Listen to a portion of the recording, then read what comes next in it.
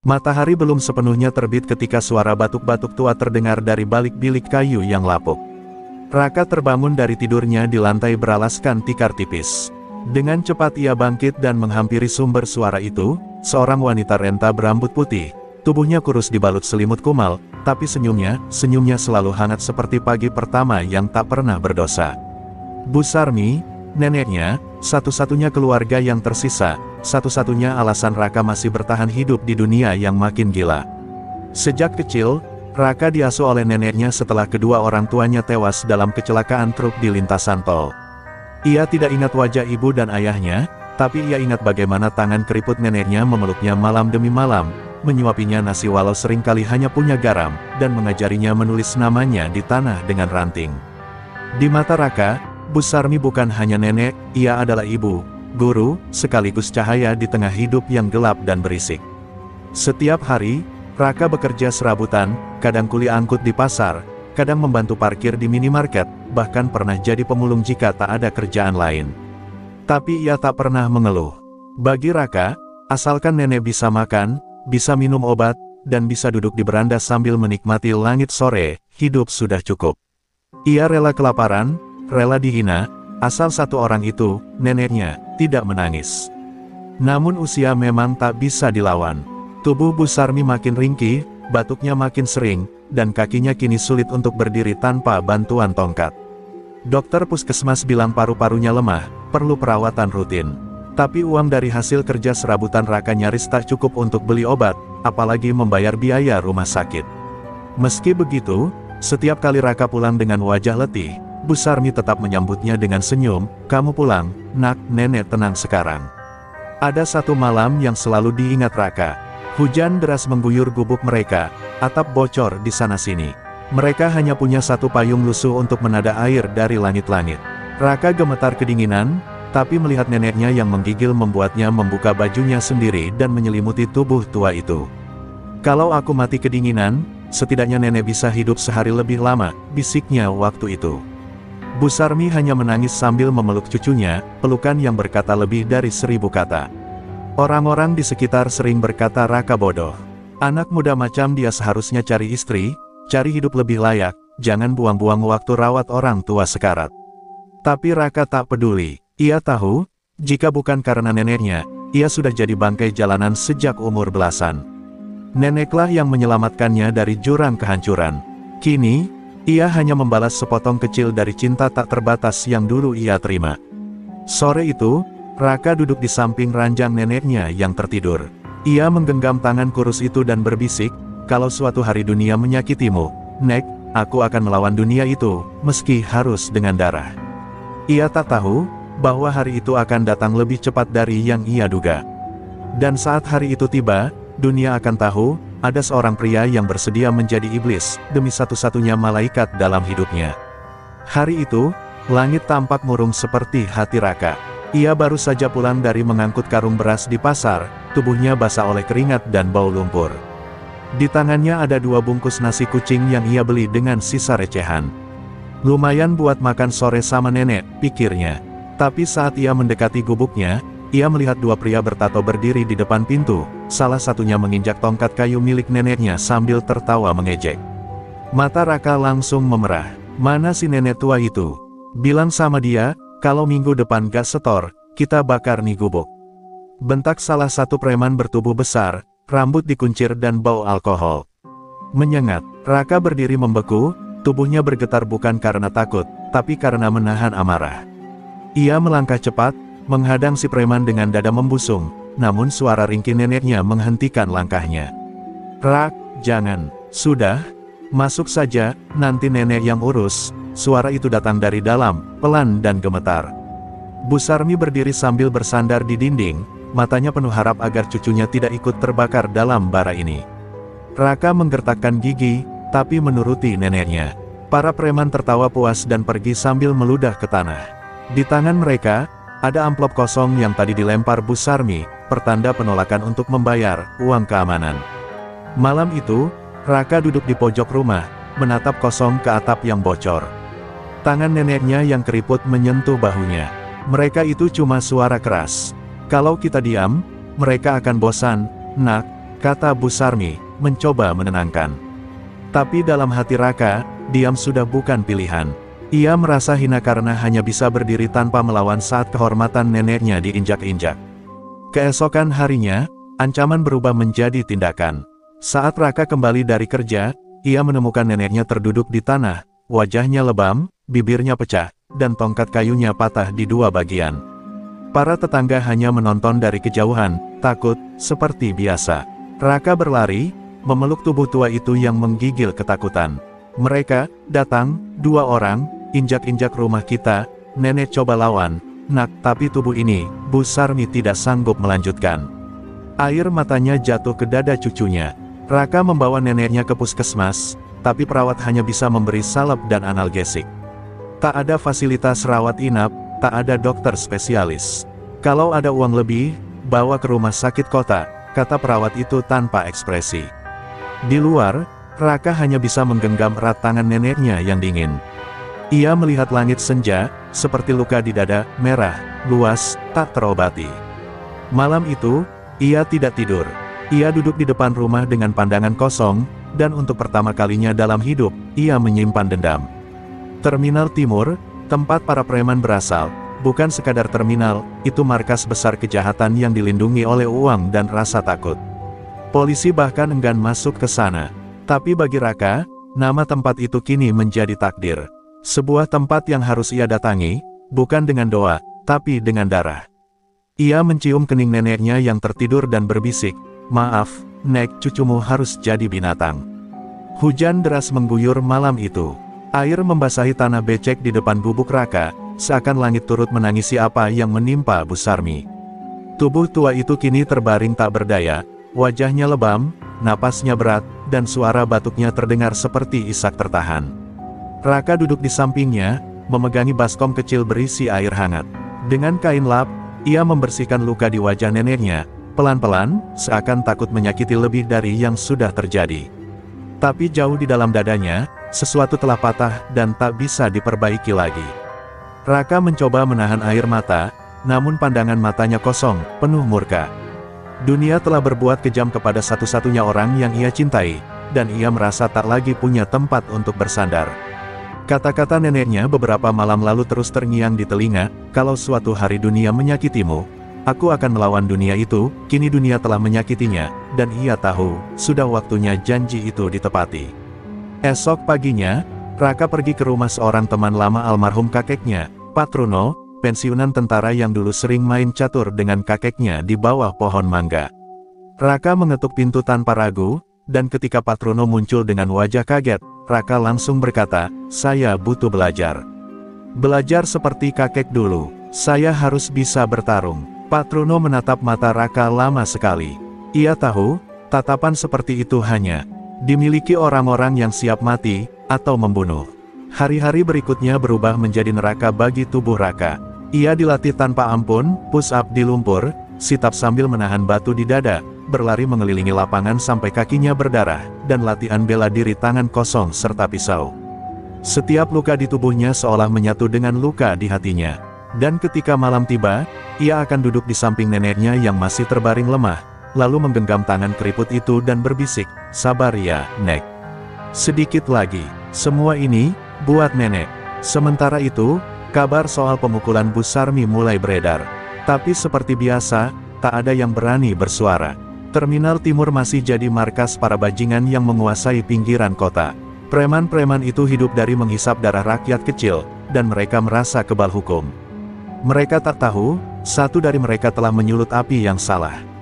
Mereka menamparkan wajah orang tua yang salah, dan mereka akan menyesalinya satu persatu. Puncaknya terjadi 3 hari kemudian. Bu Sarmi mengalami sesak napas hebat. Paru-parunya melemah drastis. Ia dilarikan ke rumah sakit kota dengan bantuan seorang tetangga yang iba. Di sana, dokter menyampaikan berita yang menghantam dada Raka seperti palu godam, "Kami harus rawat inap. Kalau terlambat, bisa koma. Biaya masuk, 2 juta rupiah." Uang yang mustahil dikumpulkan Raka dalam waktu semalam, kecuali ia menjual nyawanya. Malam itu, Raka berdiri di depan pintu rumah sakit dengan tangan terkepal. Hujan turun lagi, kali ini lebih deras, seolah dunia ingin membenamkan semua ke dalam lumpur. Raka mendongak ke langit dan menjerit dalam hati, kenapa harus dia? Kenapa bukan aku? Tapi langit tetap bisu. Dunia memang tak adil bagi orang kecil. Jadi, jika dunia memilih untuk menjadi kejam, maka Raka bersumpah akan menjadi lebih kejam. Tidak demi dendam, tapi demi cinta. Malam itu, Raka kembali ke rumah Patrono dengan napas memburu dan mata yang tak lagi menyiratkan keraguan. Ia tidak lagi menanyakan apakah ini jalan yang benar, karena di dunia ini, kebenaran telah lama mati bersama keadilan. Yang tersisa hanyalah kehendak, dan Raka kini menyatu dengan kehendak itu, membakar dunia yang telah membuat neneknya terbaring tak berdaya. Patrono melihat perubahan itu, dan tanpa berkata banyak, ia membuka sebuah kotak besi tua berisi peninggalan lama, sebilah pisau komando, dingin dan tajam, warisan perang. Ambil. Tapi ingat, begitu darah pertama tertumpah, kamu tak bisa mundur lagi, ucap Patrono pelan. Raka hanya mengangguk.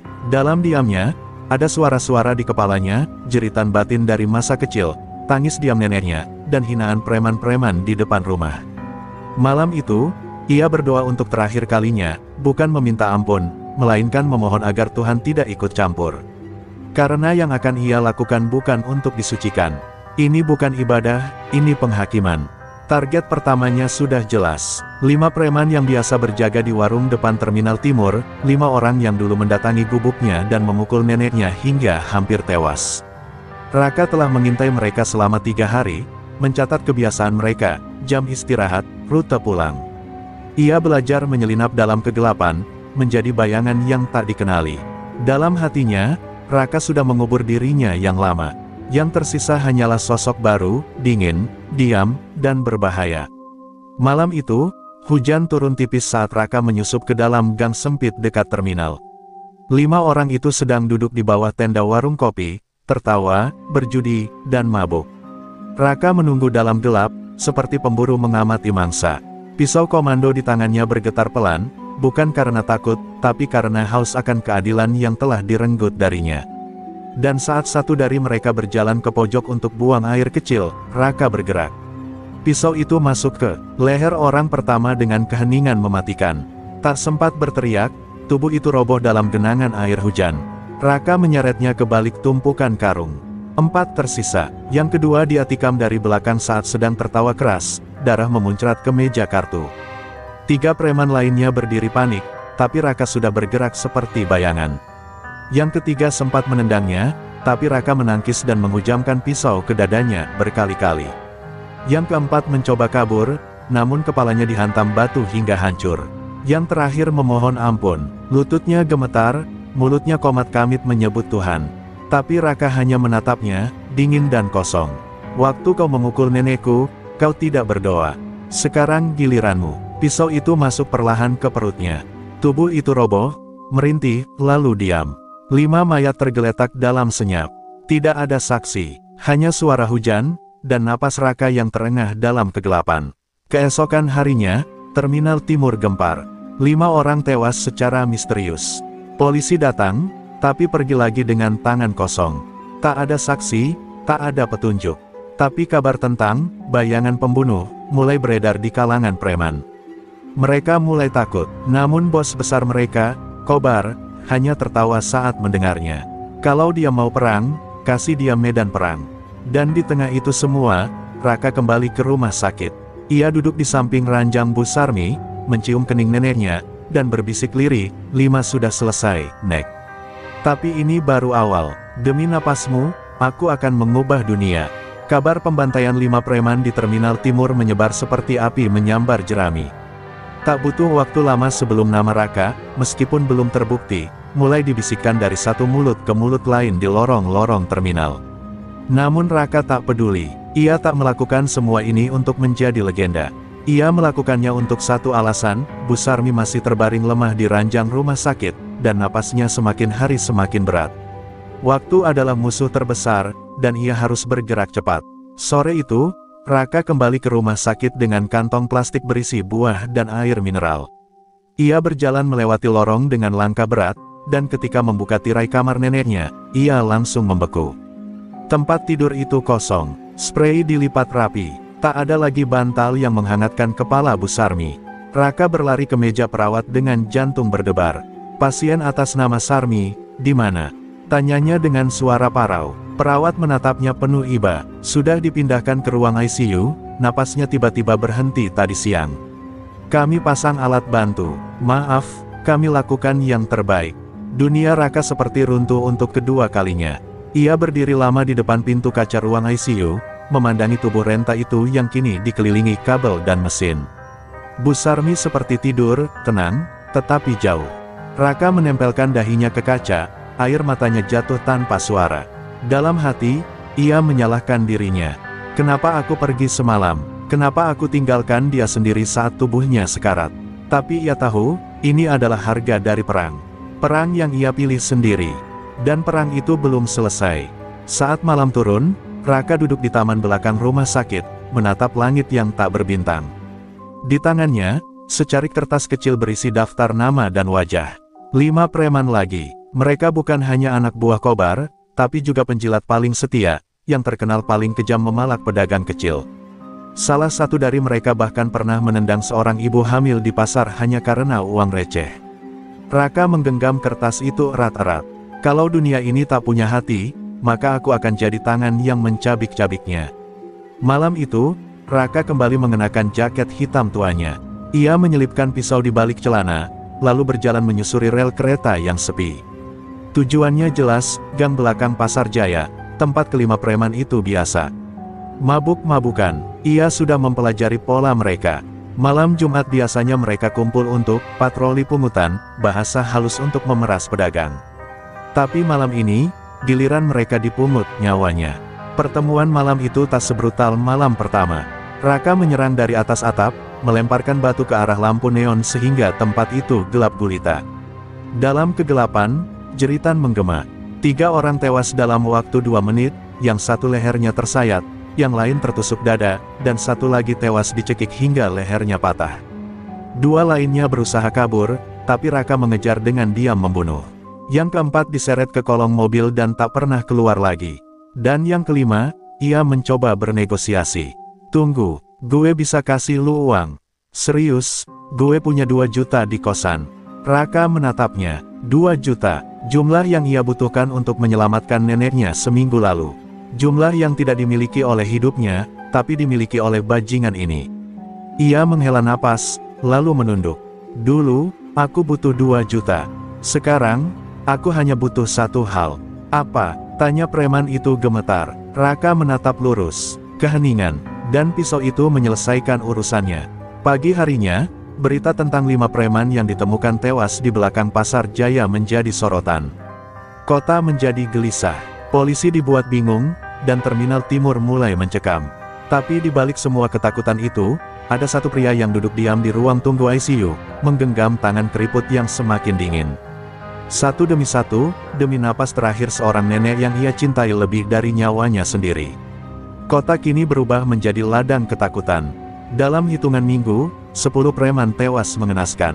Mayat-mayat mereka ditemukan di gang sempit, kolong mobil, hingga selokan pasar. Tidak ada saksi hidup, tidak ada kamera yang menangkap wajah sang algojo.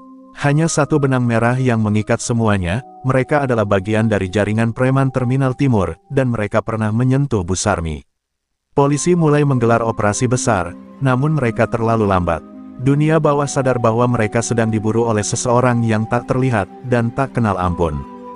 Di dalam ruang ICU, Bu Sarmi mulai menunjukkan sedikit perbaikan. Napasnya tak lagi seberat sebelumnya, meskipun tubuhnya masih dikelilingi kabel medis. Raka duduk di sampingnya, memegang tangan kurus itu, dan untuk pertama kalinya dalam berminggu-minggu, ia tersenyum kecil. Nek, tunggu sebentar lagi, ya. Sedikit lagi, bisiknya lirih. Namun senyuman itu tak berlangsung lama. Di televisi rumah sakit, berita tentang pembunuh Terminal Timur makin gencar. Wajah-wajah petinggi kepolisian muncul, dengan ancaman dan peringatan keras. Raka tahu, ia kini resmi menjadi buruan kota. Sementara itu, di markas besar Terminal Timur, Kobar duduk di sofa kulit usang dengan wajah murka. Tangan kirinya mengepal, dan di tangannya ada foto-foto mayat anak buahnya yang tewas. Kurang ajar, dia main kotor, geramnya. Cari dia, kerahkan semua orang. Kalau perlu, lempar hadiah untuk kepalanya. 1 juta. Siapapun yang bisa bawa si pembunuh ini ke gue, hidup atau mati, dapat 1 juta tunai.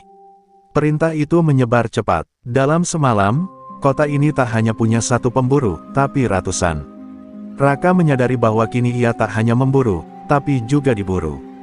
Setiap langkahnya diawasi, setiap gang bisa jadi perangkap. Ia mulai tidur berpindah-pindah, kadang di masjid, kadang di kolong jembatan. Namun di balik kelelahan dan tekanan, pikirannya tetap tajam. Ia mulai menyerang dengan lebih hati-hati. Ia menghindari pusat keramaian, membidik preman yang menyendiri, dan mulai meninggalkan pesan di lokasi pembunuhan, untuk ibu. Dunia mulai menggigil, karena kini, pembunuhan itu bukan hanya balas dendam, melainkan deklarasi perang. Satu persatu target berikutnya dilenyapkan. Seorang pemalak pasar yang biasa menyiksa pedagang sayur ditemukan tewas tergantung di gudang. Seorang tukang pukul yang dikenal sering menyiram air panas ke pengamen, dibakar hidup-hidup di becaknya sendiri. Metode Raka makin brutal, dan itu bukan karena ia kehilangan kendali, justru karena ia ingin mereka semua merasakan rasa sakit yang sama seperti yang dirasakan neneknya. Raka bukan gila, ia hanya terluka terlalu dalam, dan dunia tak memberinya ruang untuk sembuh. Pak Truno, satu-satunya orang yang tahu identitas Raka, mulai khawatir. Ia menunggu Raka di bawah pohon mangga suatu malam. Ketika Raka datang dengan wajah penuh darah dan mata merah menyala, Pak Truno menatapnya dengan getir. "Raka, kau sudah jauh terlalu dalam. Ini bukan hanya tentang nenekmu lagi. Ini sudah jadi perang pribadi." Raka hanya tersenyum pahit. "Bukankah setiap perang itu pribadi, Pak? Dunia diam waktu nenek saya disakiti. Sekarang, saya yang bicara." Sementara semua mata tertuju pada pembunuhan brutal itu, Raka kembali ke rumah sakit malam hari. Di balik tirai ICU, Bu Sarmi membuka mata untuk pertama kalinya. Lemah, tapi sadar, ia melihat Raka, tersenyum samar, lalu berkata dengan suara nyaris tak terdengar, "Kamu, gak apa-apa, Nak." Raka menahan air mata, ia menggenggam tangan neneknya erat. "Aku baik, Nek, aku jagain nenek gak sendiri." Tapi jauh di dalam hatinya, ia tahu, semakin lama ia berada di jalan ini, semakin tipis batas antara keadilan dan kehancuran. Dan di kejauhan, di balik semua keheningan itu, Kobar mulai menyusun serangan balik. Ia sudah tahu siapa Raka, dan perang besar baru saja akan dimulai. Malam itu kota tak lagi gelap, tapi merah. Lampu-lampu sirene bergantian melintas, suara motor preman meraung di setiap sudut jalanan, dan nama Raka kini bukan sekadar bisikan, tapi perburuan terbuka.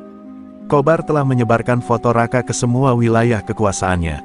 Dari pasar bawah tanah sampai pelabuhan tua, siapapun yang melihat pemuda dengan luka di pelipis kiri dan tatapan kosong seperti mayat hidup, diperintahkan untuk menangkap atau membunuh. Raka menjadi hantu yang diburu ribuan orang, namun ia tetap melangkah, meninggalkan jejak darah di setiap langkahnya.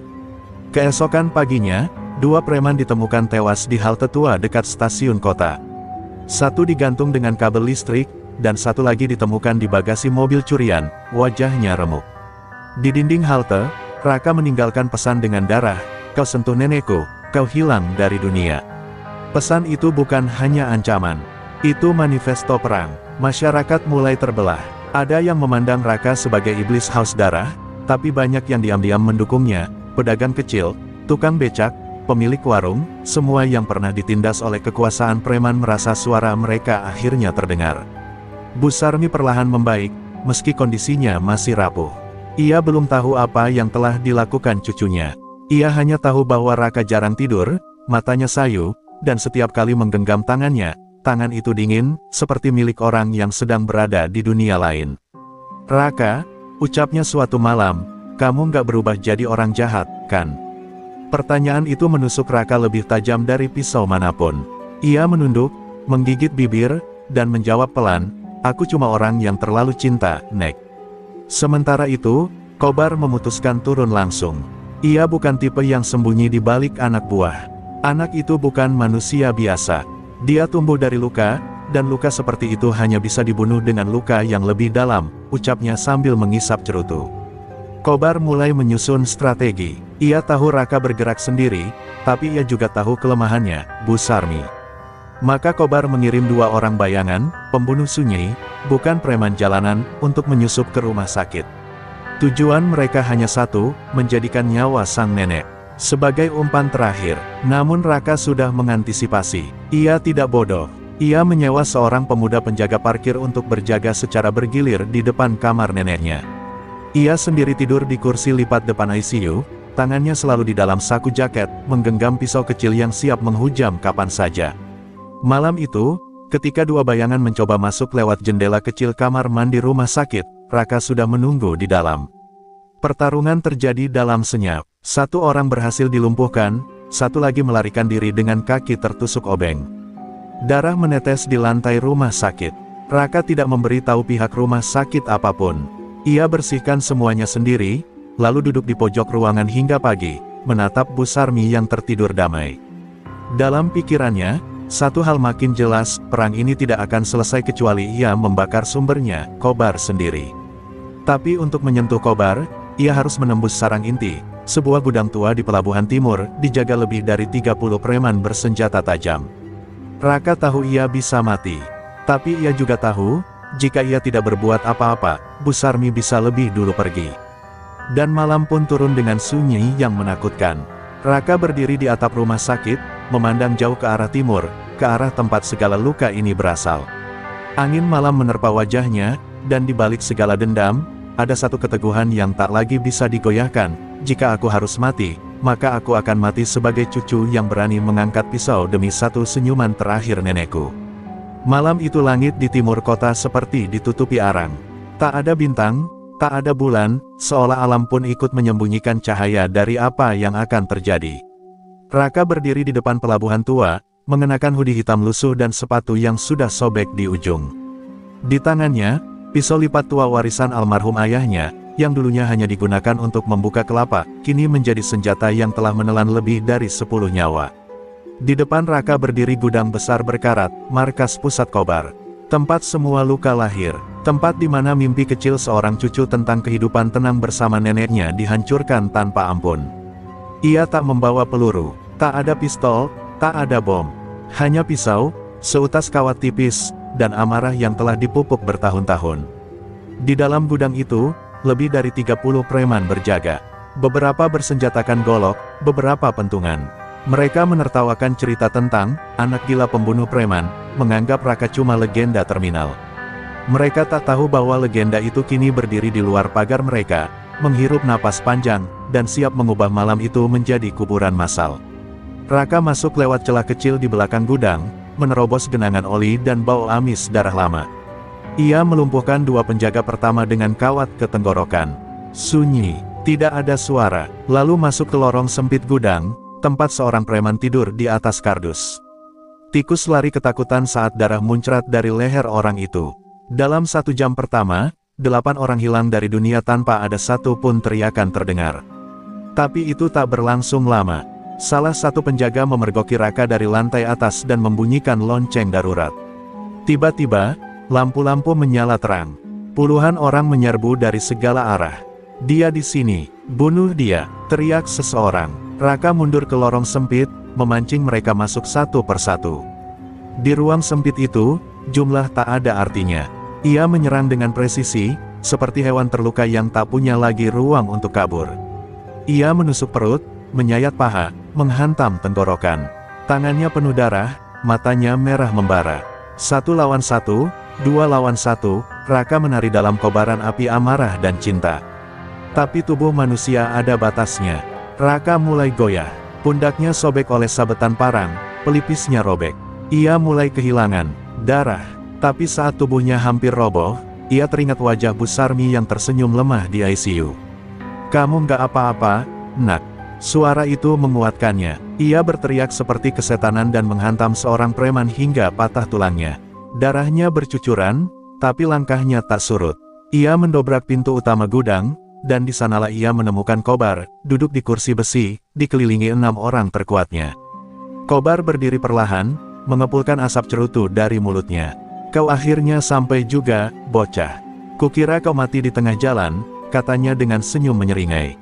Raka menatapnya dengan napas tersengal. "Kau tidak tahu apa itu cinta," balasnya. "Dan itu yang membuatmu lemah." Pertarungan pun pecah. 6 anak buah Kobar menyerang. Raka bertarung seperti iblis yang dirantai terlalu lama. Tulangnya patah, bibirnya berdarah, tapi matanya tak pernah padam. Satu persatu lawan roboh, dan akhirnya, hanya Kobar yang tersisa. Raka dan Kobar saling berhadapan. Tak ada lagi kata-kata. Dua lelaki, dua dunia, dua tujuan. Kobar menyerang dengan kekuatan brutal, memukul Raka hingga nyaris pingsan. Tapi Raka menghindar, mengunci leher Kobar dari belakang, dan dengan sisa tenaganya, menusukkan pisau tepat ke jantung sang Raja Preman. Kobar menggeliat, terbatuk darah, lalu terdiam. Dunia hening, Raka terhuyung, lalu jatuh bersimpuh di lantai gudang yang berlumur darah. Malam itu, gudang tua menjadi sunyi. Bau kematian memenuhi udara, tapi jauh di rumah sakit, Bu Sarmi membuka mata sepenuhnya untuk pertama kali sejak lama. Di jendela ICU, embun pagi mulai terbentuk. Ia tersenyum kecil, meski tak tahu mengapa hatinya terasa hangat. Seolah beban bertahun-tahun tiba-tiba menguap entah kemana. Ia tak tahu bahwa cucunya baru saja membakar neraka demi senyum itu. Fajar menyingsing pelan di langit kota. Udara pagi mengusir bau kematian yang semalam memenuhi pelabuhan timur. Polisi baru tiba saat matahari mulai naik. Mereka menemukan gudang tua penuh darah, mayat bergelimpangan, dan di tengah-tengahnya, seorang pemuda tergeletak tak sadarkan diri, dengan wajah penuh luka dan pisau patah di genggamannya. Raka, tubuhnya nyaris tak bernyawa, namun denyut nadinya masih lemah, seolah jiwa yang tertinggal menolak pergi, hanya karena satu alasan, Bu Sarmi belum sempat mengucapkan selamat tinggal. Raka dilarikan ke rumah sakit yang sama tempat neneknya dirawat. Ironi yang menyayat, cucu dan nenek kini terbaring di dua ruang berbeda, keduanya bertarung untuk hidup dengan sisa-sisa napas. Bu Sarmi terkejut saat diberitahu oleh perawat bahwa Raka ditemukan di tempat pembantaian itu. Ia menggigil, menatap langit-langit ruangan dengan air mata berlinang. Ya Allah, cucuku, anak kecil yang dulu suka menangis kalau jatuh dari sepeda, sekarang berdarah-darah demi aku. Suaranya parau, tubuhnya gemetar, seperti menanggung beban yang lebih berat dari maut. Di ruangan lain, Raka masih belum sadar. Tubuhnya dibalut perban, selang-selang menancap di tubuh kurusnya, dan mesin detak jantung berdetak pelan. Para perawat dan dokter menyebutnya keajaiban hidup. Tidak ada yang percaya pemuda ini mampu bertahan setelah kehilangan begitu banyak darah. Tapi mereka tidak tahu bahwa yang menghidupkan Raka bukan sekadar kekuatan tubuh. Itu adalah cinta, cinta tulus yang begitu dalam, yang tak tergantikan oleh siapapun. Cinta yang tak pernah meminta balasan. Cinta seorang cucu pada nenek yang membesarkannya. Berita tentang pembantaian preman terbesar dalam sejarah kota menyebar luas. Masyarakat yang dulu dicekam takut oleh preman-preman itu kini mulai keluar rumah dengan rasa lega. Warung-warung buka kembali, pedagang tak lagi dipalak, terminal yang dulunya penuh intimidasi berubah menjadi tempat yang tenang. Banyak yang bertanya, siapa pembunuhnya? Polisi bungkam, tapi di antara bisikan-bisikan, satu nama mulai menyebar, Raka. Sosok hantu kota yang akhirnya menjelma menjadi penyelamat. Pahlawan yang tak diinginkan, tapi sangat dibutuhkan. Namun keadilan dunia tak pernah benar-benar adil. Saat Raka mulai sadar 3 hari kemudian, polisi sudah menunggu di luar kamarnya. Mereka tahu segalanya, bukti, saksi, rekaman, semua mengarah padanya. Tapi tak ada satupun yang bisa menyangkal bahwa yang ia habisi adalah para pelaku kejahatan. Komandan polisi datang langsung, menatap Raka yang masih lemah, lalu berkata dengan suara berat, "Kau tahu, kau telah membunuh 75 orang. Dan kami tahu kenapa, tapi negara tetap harus menegakkan hukum." Raka hanya tersenyum tipis. "Saya sudah menegakkan keadilan, dengan cara yang dunia ini tidak punya nyali untuk lakukan."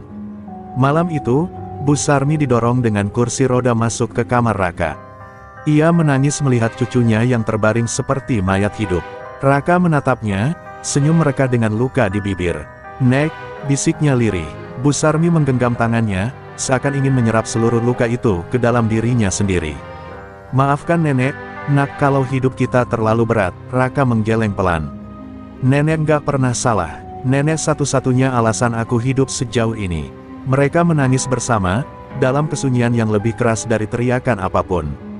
Beberapa hari kemudian, Raka dibawa dengan ambulans tahanan menuju rumah sakit penjara untuk pemulihan lanjutan. Ia tidak diborgol, tidak diikat, hanya dijaga 2 polisi bersenjata. Seluruh staf rumah sakit berbaris diam saat Raka dibawa keluar. Beberapa dari mereka menunduk dalam hormat. Beberapa ibu-ibu pedagang pasar bahkan berdoa di kejauhan. Dunia memang tidak memaafkan pembunuh, tapi kadang, dunia mengerti luka yang memaksa seseorang menjadi pembunuh. Dan di ruang rumah sakit yang kini kosong, Bu Sarmi duduk menatap jendela. Di tangannya, sebuah foto lama Raka kecil yang sedang memeluknya erat. Di luar jendela, burung-burung berterbangan di langit pagi. Dunia terus berjalan, tapi bagi seorang nenek yang kehilangan cucunya karena terlalu dicintai, waktu seperti berhenti di satu titik, saat cucu itu berkata, "Aku cuma mau nenek bahagia, walau aku harus mati." Hari-hari berlalu perlahan di balik jeruji besi rumah sakit penjara. Raka, yang dulu penuh amarah dan darah, kini hanya tinggal bayangan diri yang sunyi. Tubuhnya masih penuh luka, tapi lebih parah lagi adalah luka di hatinya, rindu yang tak terobati pada nenek yang kini sering duduk sendirian di rumah, menunggu kabar dari cucu yang telah menjadi legenda sekaligus penghuni sel sepi. Ia tahu, meski tak dipenjara dunia, cinta yang dimilikinya tetap terkurung dalam penyesalan dan kesetiaan. Di luar sana, kota mulai pulih. Para pedagang kembali berjualan dengan senyum, anak-anak bermain di taman tanpa takut gangguan preman. Nama Raka menjadi simbol keberanian, meski banyak pihak tetap menyebutnya pembunuh. Namun bagi Bu Sarmi dan mereka yang mengenal Raka lebih dalam, ia adalah pahlawan yang membawa perubahan, harga yang mahal untuk sebuah cinta yang tulus dan tak terbatas. Foto Raka terpajang di warung kecil Bu Sarmi, bersama secangkir kopi hangat dan roti yang tak pernah habis. Bu Sarmi sering duduk di kursi goyang, mengingat masa lalu. Senyumnya kerap berubah menjadi air mata setiap kali menatap foto cucunya. Ia tahu perjuangan Raka bukan sia-sia, tapi ia juga sadar bahwa luka itu takkan pernah benar-benar hilang. "Kamu ajarkan aku, Nak, bahwa cinta itu bukan hanya tentang kata-kata, tapi juga tentang keberanian untuk melawan dunia," gumamnya pelan, menatap langit senja yang mulai redup. Dalam hatinya, ia memohon agar cucunya menemukan kedamaian, entah dimanapun ia berada. Di balik jeruji, Raka belajar menerima nasibnya. Ia menulis surat panjang untuk neneknya, mengungkapkan semua rasa yang selama ini tertahan. Surat itu bukan hanya pengakuan, tapi juga warisan. Warisan luka dan cinta yang harus terus hidup, agar tak ada lagi anak yang harus mengangkat pisau demi orang yang dicintainya. Ia berharap, suatu hari nanti, dunia akan memahami bahwa kadang cinta membawa kita ke jurang kegelapan, tapi juga bisa menuntun pada cahaya. Kobar dan para preman yang tersisa akhirnya ditangkap dan diadili. Namun luka mereka di kota itu tetap membekas. Pemerintah mulai membuka program pemberantasan preman yang lebih serius, mengubah nasib banyak orang yang dulu hidup dalam ketakutan. Raka, meski di balik jeruji, menjadi simbol perubahan itu. Namanya diucapkan dengan campuran rasa takut dan hormat. Di dalam hati para preman baru, kisah Raka adalah peringatan bahwa cinta bisa menjadi senjata paling mematikan. Suatu sore, Bu Sarmi menerima kunjungan tak terduga dari seorang polisi muda yang membawa surat dari Raka. Ia membaca surat itu berulang kali, setiap kata membawa haru yang tak terhingga. Di surat itu, Raka menulis, "Nenek, jangan pernah merasa sendiri. Aku selalu ada di setiap hembusan angin dan di setiap doa yang kau panjatkan. Cinta kita lebih kuat dari maut." Air mata Bu Sarmi mengalir deras. Ia tahu, walau jasad Raka terkurung, jiwanya bebas mengitari dunia, melindungi dan mencintai neneknya selamanya. Waktu terus berjalan, meninggalkan jejak-jejak luka yang perlahan berubah menjadi kisah inspirasi. Anak-anak yang dulu takut, kini belajar berani. Nenek-nenek di pasar tak lagi menangis karena dipalak. Dan di suatu sudut kecil kota, warung kecil Bu Sarmi tetap berdiri, menjadi saksi bisu perjuangan cinta yang melampaui segala batas. Sebuah cinta yang mengajarkan bahwa kadang, harga sebuah pengorbanan adalah dunia itu sendiri. Di penghujung cerita, ketika malam turun dan bintang-bintang bersinar di langit, Bu Sarmi menatap foto Raka sekali lagi. Senyum tipis terukir di wajahnya.